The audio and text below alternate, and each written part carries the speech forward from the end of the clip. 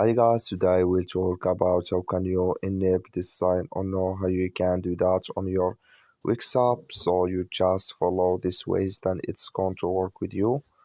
All you have to do in first to just go down, click here on manage down here, just click on it.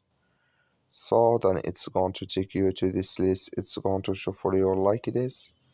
You go down here, so then you click here on analytics, you just click on it. You go down, just keep going down here. You click here on alerts, just click on it. So when you click here on alerts, it's going to take you to next step here. It's going to show for you like this here. So you come here to weekly set seasons here, clicking this sign. So then you just switch in here. Then this color show for us as many weekly set seasons this enable with us now. Also, thank you for watching. Don't forget to support us by liking, subscribe.